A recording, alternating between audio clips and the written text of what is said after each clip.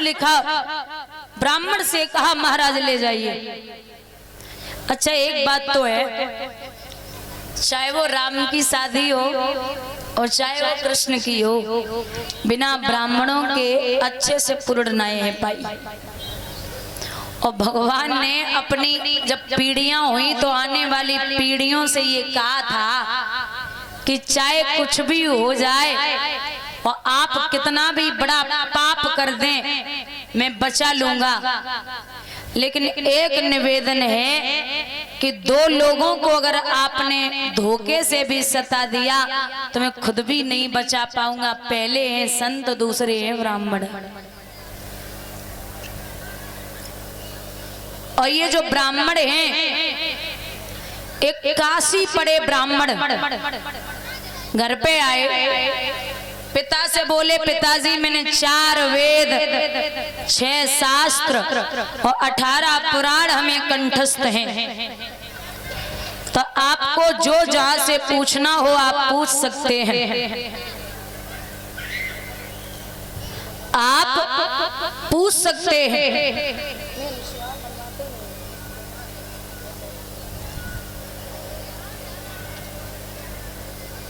ब्राह्मण के पिताजी बोले अच्छी बात है, एक काम करो।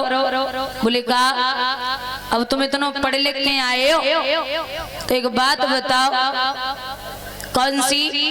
ये बताइए कि पाप के बाप का नाम क्या है? पंडित जी बोले पढ़ाई तो खूब करी लेकिन ये तो कहना ही लिखी कि पाप के बाप को नाम का है। बोले तो जाओ घर से निकलो और जब तक पता न चले तब तक लौट के मत आना। बुजुर्गों, पंडित जी घर से निकले, गांव गांव कस्बा शहर हर गली हर जगह घूम रहे लेकिन उन्हें पता ना लगे। 4 दिन गए, 5वें दिन एक गांव में पहुंचे तो वो गांव के बाहर एक अलग घर बना है और उस घर में एक तुलसी का पौधा खड़ा है घर के बाहर। तो उन्हें लगा ये किसी वैष्णव का घर है, तो जाए की आवाज लगाई कोई अंदर हो तो हमें 1 गिलास पानी दे दे, हमें बाप के बाप का नाम पता नहीं चल रहा। 4 दिन हो गए। एक बहू आई अंदर से, बाने पानी पकड़ाओ। बोले लाओ बिटिया पानी दो, हमें 4 दिन से परेशानी है, ये नाम है पता नहीं चल रहा। पानी पिया और जब पानी पियो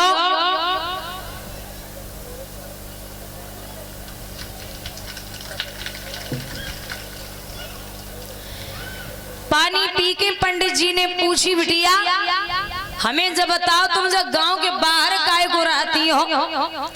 तो बोले पंडित जी महाराज आपने जिसके हाथों से पानी पिया है मैं इस गांव की वेश्या हूँ। पंडित जी के हाथ में गिलास रहे सो परीक्षित लंबो फेंको। बोले नालायक औरत, अरे तू बेवकूफ है क्या? तूने अपने हाथों से पानी पिला दिया, जाति की वेश्या, हमारा धर्म नष्ट हो गया। अब मुझे गंगा तक जाना पड़ेगा, डुबकी लगानी पड़ेगी, तब तो पाप धुलेंगे। पंडित जी से वेश्या बोली अब तो है ही गो, अब का गंगा तक जाओ चाहे जमुना तक जाओ, अब तो है ही गो। बोले हाँ हमें गंगा तक जाना पड़ेगा और डुबकी लगानी पड़ेगी।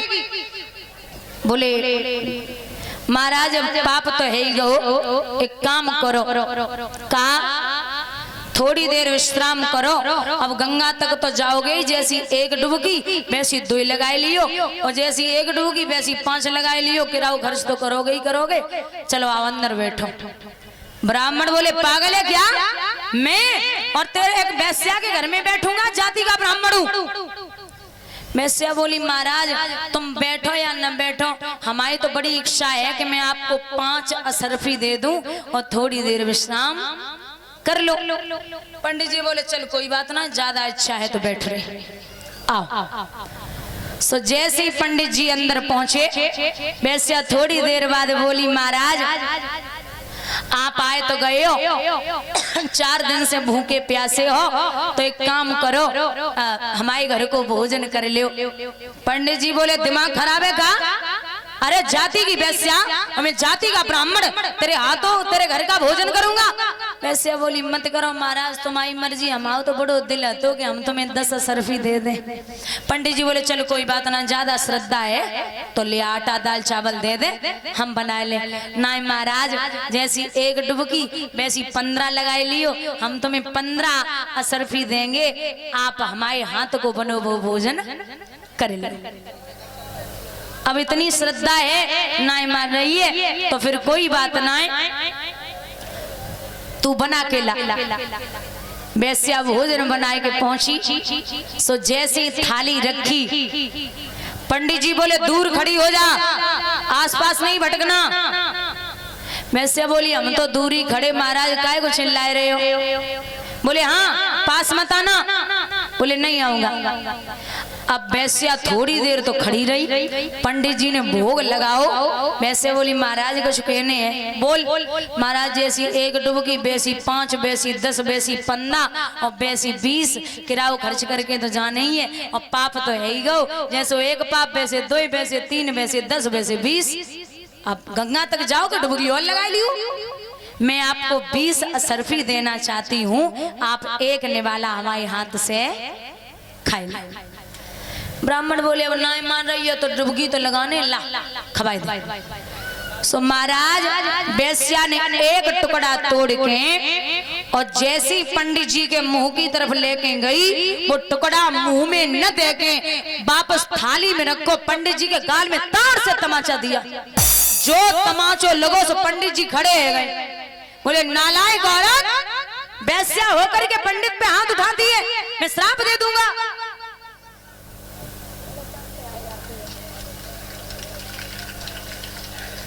मैं श्राप दे दूंगा।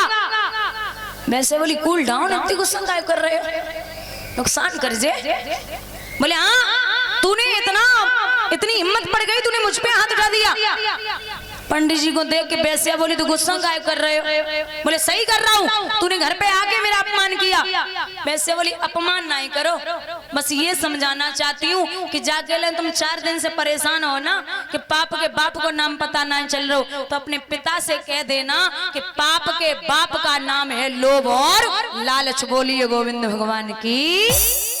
बोले वो कैसे? बोले वो ऐसे,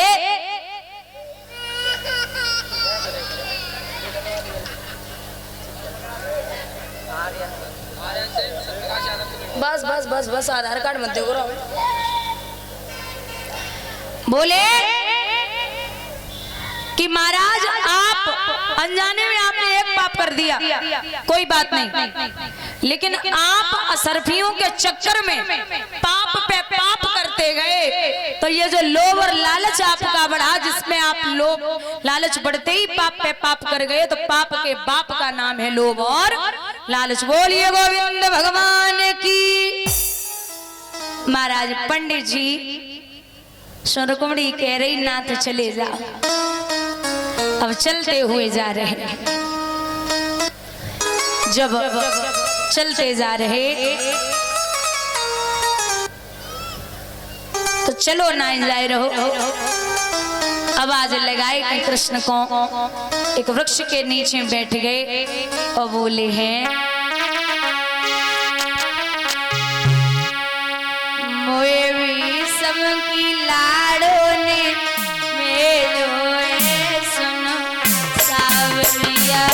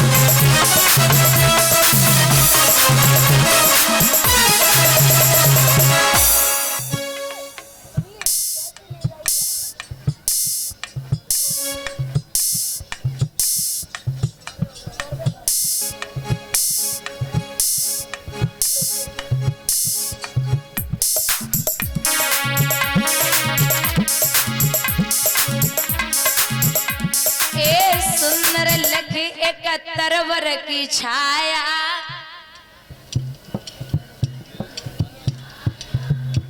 ये पीछे वाले बड़े आलसी हो गए।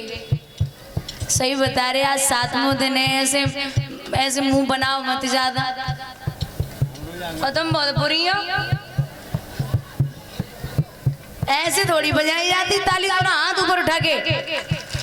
पीछे वाले भैया ऐसे ही, ऐसे फॉर्मेलिटी मत करो, मतलब तो सेकंड बजा देंगे और फिर बंद कर लेंगे। ऐसे खड़ा ना नहीं हुआ जाता, थोड़ी सी मीठी मीठी तालियों के साथ। पीछे हमने देख ली तुम्हारे पास मोटरसाइकिल है, अब तुम बजा ले।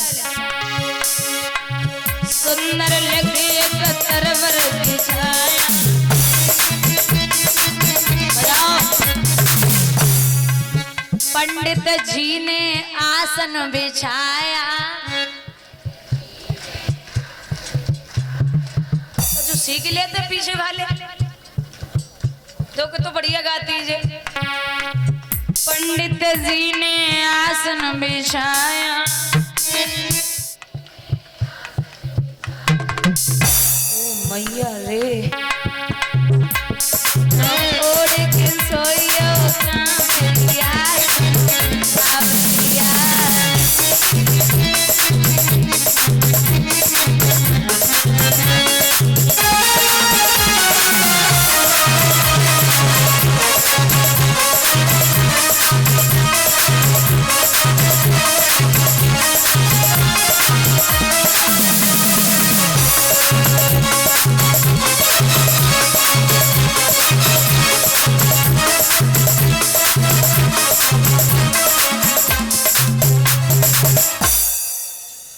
चलिए ब्राह्मण देवता भगवान को याद कर रहे।